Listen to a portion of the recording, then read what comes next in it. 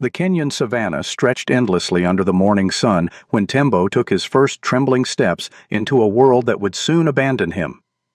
Born with a slight deformity in his front left leg, the elephant calf's unsteady gait immediately marked him as vulnerable in the harsh calculations of wild survival. His mother tried desperately for 48 hours, supporting his weight during nursing, positioning him safely within the herd's protective formation and trumpeting warnings when his stumbling threatened to separate him from the group. But nature's mathematics proved crueler than maternal love. As drought conditions worsened and hyenas began shadowing the herd, the matriarch made the decision that would save 23 elephants at the cost of one. The abandonment came gradually. His mother began walking slightly ahead, forcing Tembo to struggle to keep pace. Her calls became less frequent, her assistants more reluctant. By the third day, when Tembo collapsed beneath an acacia tree, his mother stood 30 meters away, her massive form trembling with internal conflict. The herd continued their march toward distant water, leaving behind a small trunk reaching toward the horizon where his family had disappeared. 60 kilometers east, another tragedy unfolded among the rocky outcroppings where zebras sought safety. Penda had been born with a malformed right hind leg that prevented the swift galloping essential for zebra survival.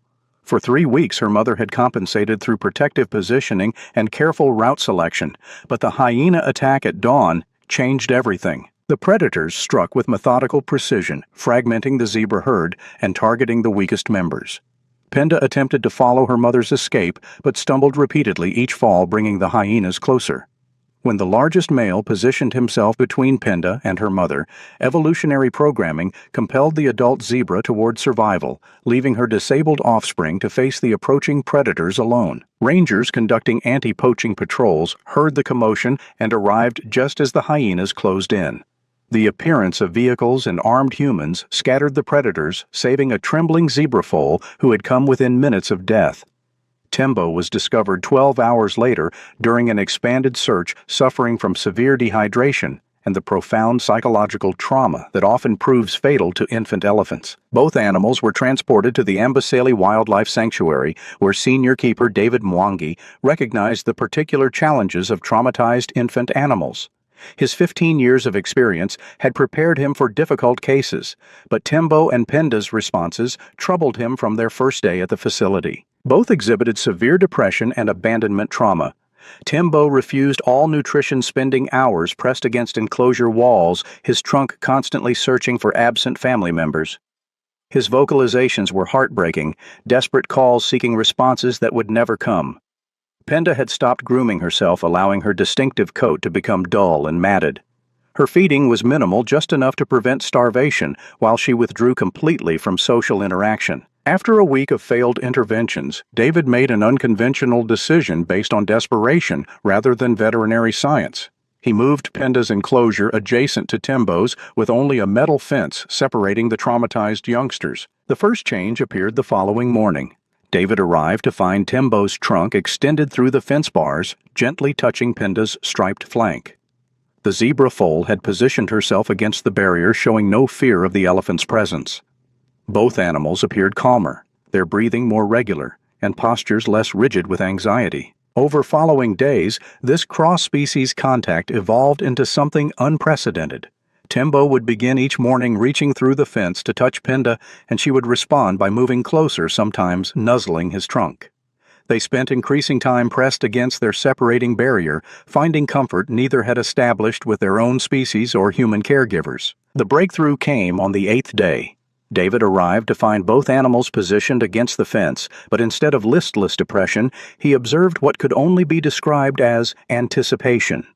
Tembo was rumbling softly, the first sound heard since his arrival, while Penda showed her first signs of normal grooming behavior. David's decision to open the gate between enclosures represented significant departure from sanctuary protocols. Mixing species during vulnerable rehabilitation stages was discouraged due to injury risks, disease transmission, and interference with species-specific behavioral development.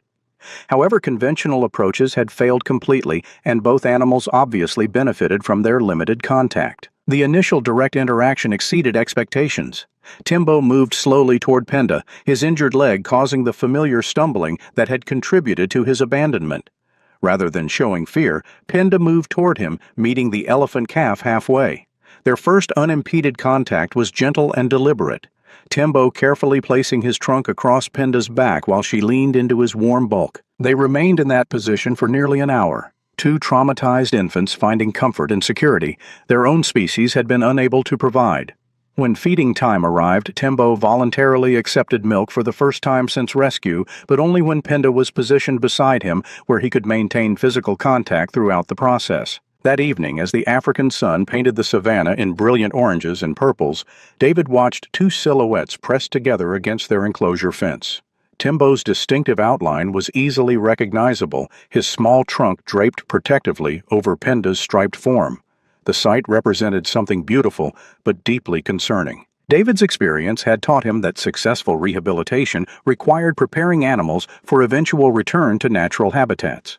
The bond forming between Tembo and Penda, while beneficial for immediate psychological recovery, raised serious questions about future survival prospects. Could an elephant whose primary social bond was with a zebra ever integrate with an elephant herd? Could a zebra finding security only with a different species develop instincts necessary for wild survival? As darkness settled, David wrestled with questions having no easy answers. Their bond was clearly saving their lives immediately, providing emotional stability for physical recovery and psychological healing. However, their growing interdependence created new challenges extending beyond typical rehabilitation protocols. The natural world had rejected both animals due to physical limitations and survival pressures.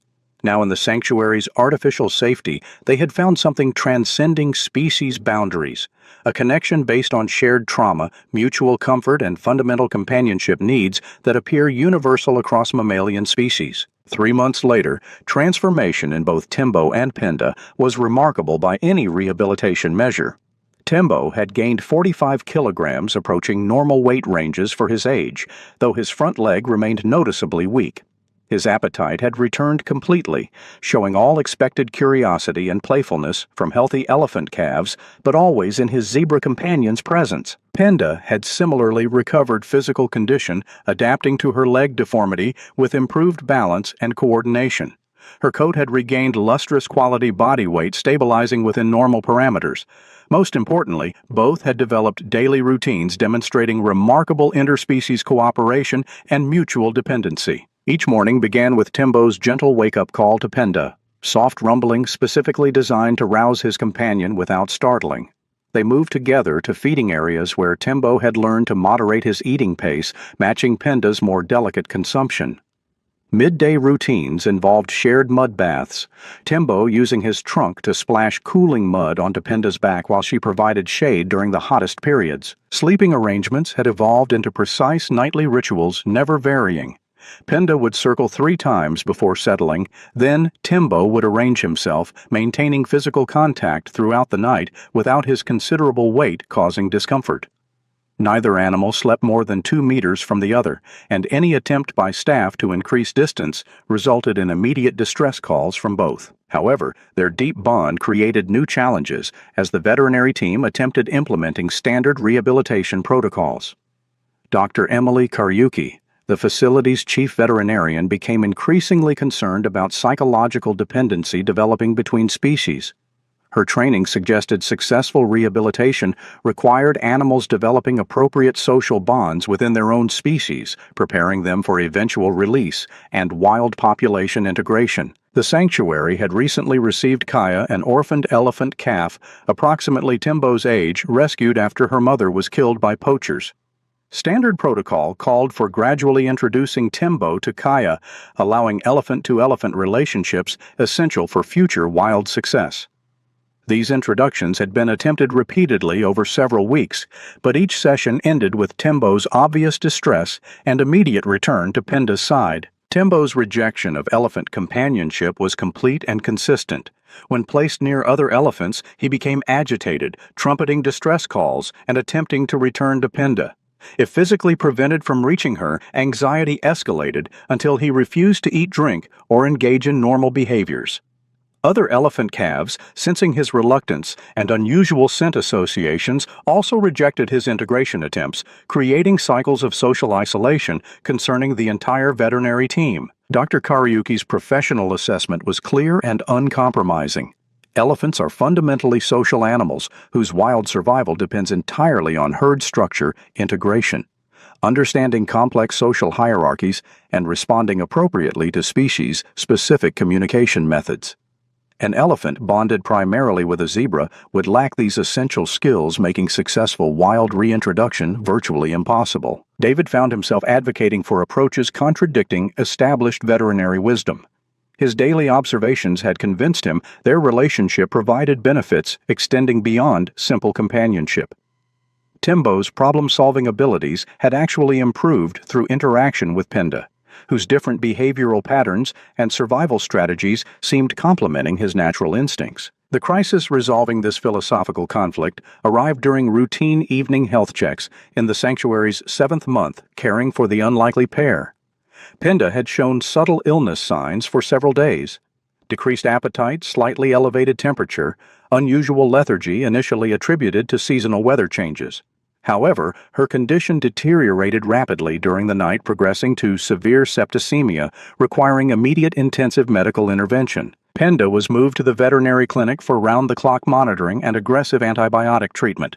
Separation from Tembo was immediate and complete, as medical facilities weren't designed for large animals and disease transmission risks prohibited contact during critical treatment periods. Tembo's response to forced separation exceeded even David's expectations for distress intensity.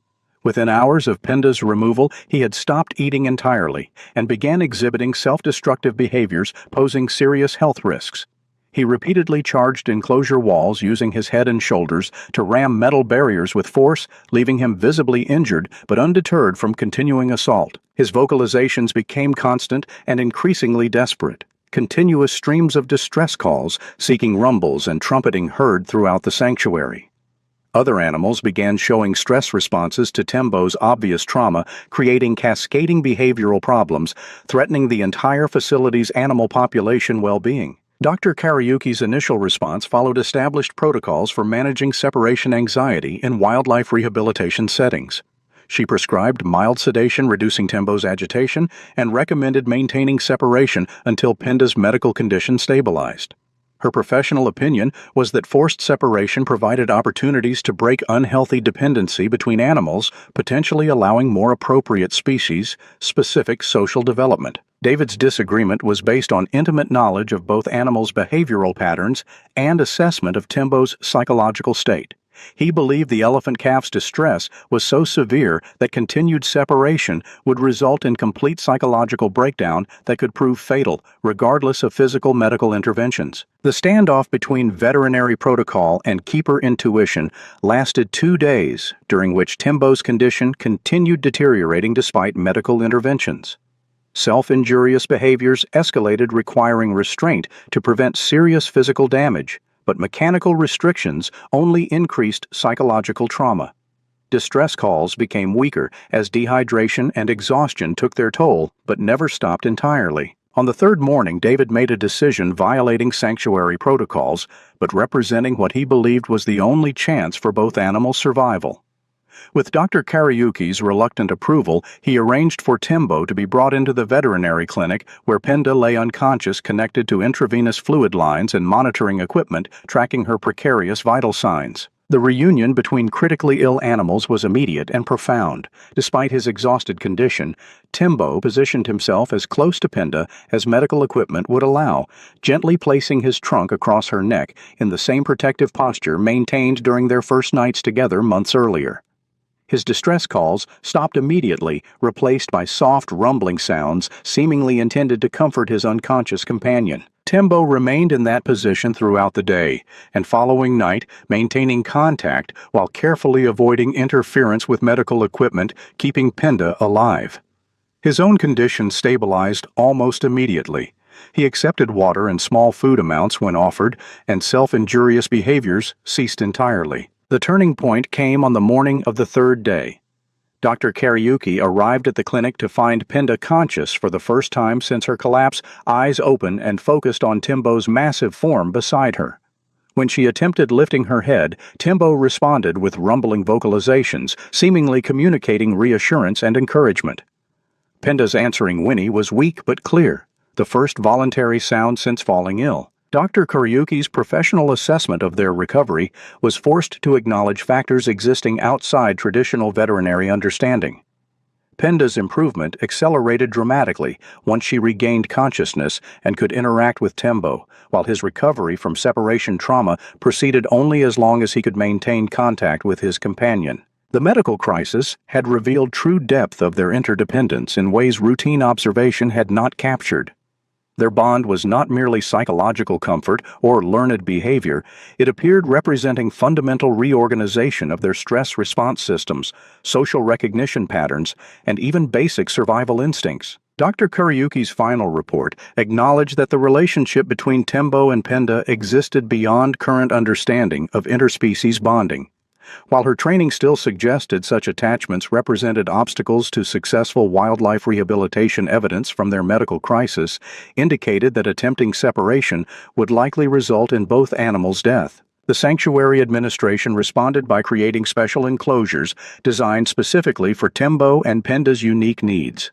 The facility included separate feeding areas adapted for both elephant and zebra, nutritional requirements, specialized shelter structures accommodating different sleeping preferences while allowing maintained contact, and exercise areas providing appropriate stimulation for both species. However, this accommodation came with acknowledgement that Tembo and Penda would likely never be candidates for release back into wild populations.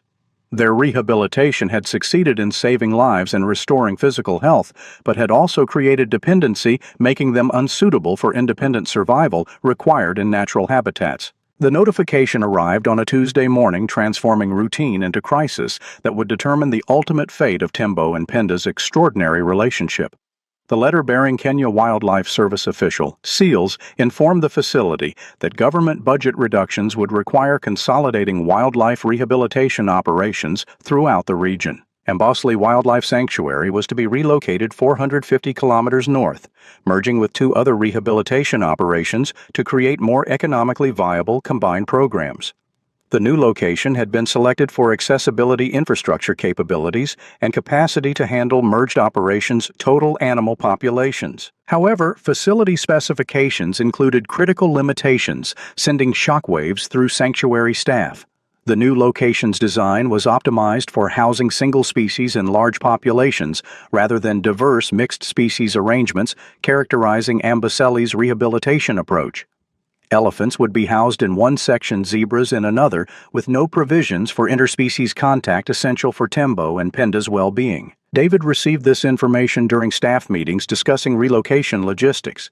As implications became clear, he confronted possibilities that everything he had worked to preserve for Tembo and Penda could be undone by administrative decisions made by bureaucrats who had never witnessed their remarkable bond. Sanctuary Director Dr. Patricia Wanjiku explained that the new facility's design was based on established best practices for wildlife rehabilitation, emphasizing species-appropriate socialization and preparation for eventual release. The merged operation would serve larger numbers of animals, more efficiently providing better long-term outcomes for regional wildlife conservation efforts. Dr. Wanjiku acknowledged special circumstances surrounding Tembo and Penda, but explained that accommodation for individual cases could not override broader considerations driving consolidation decisions.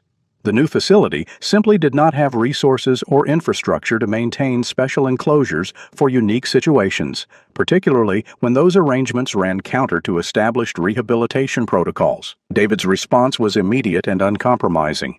He informed Dr. Wanjiku that if Tembo and Penda could not be relocated together with provisions for maintaining their relationship, he would resign his position and seek alternative arrangements preserving their bond. His statement represented more than personal conviction. It was commitment to honor responsibility he had accepted when first deciding to place their enclosures adjacent months earlier. Following days began desperate searches for alternatives that could preserve Tembo and Penda's relationship while providing appropriate long-term care for their continuing needs.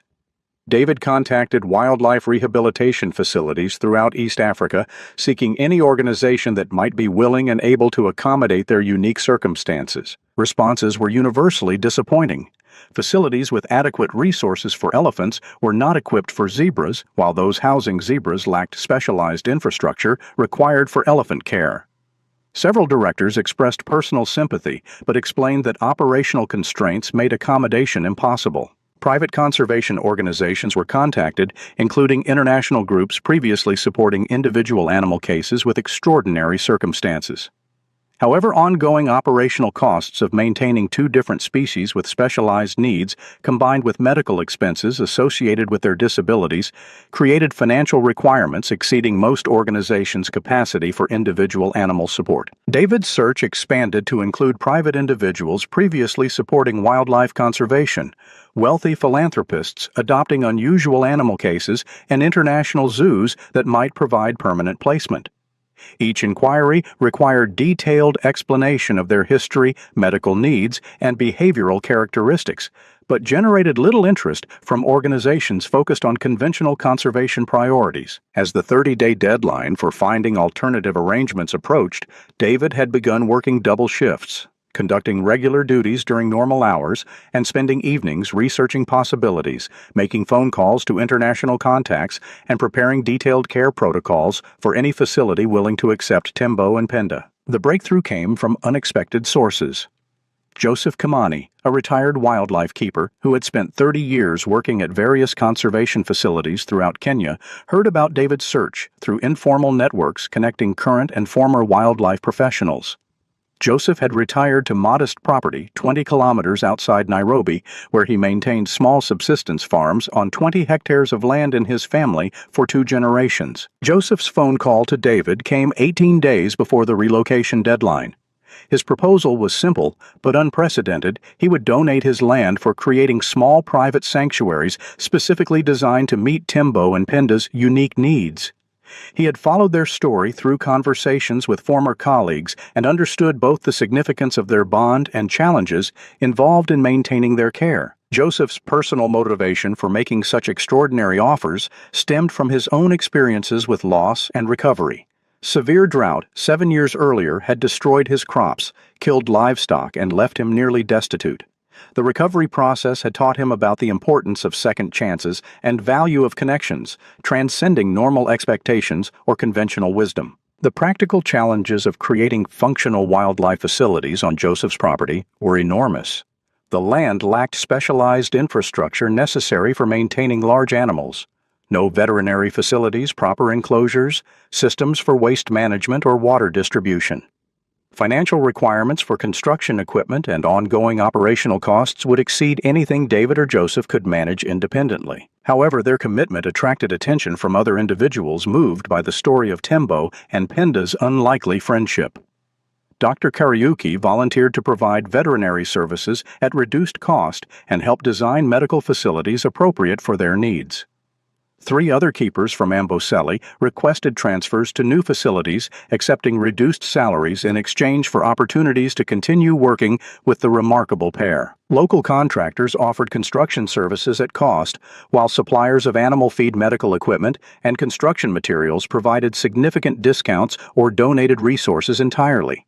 The project became community efforts drawing support from individuals and organizations throughout regions who had been inspired by stories of interspecies friendship overcoming abandonment and disability. Construction required 4 months of intensive work to create basic infrastructure necessary for functional wildlife facilities.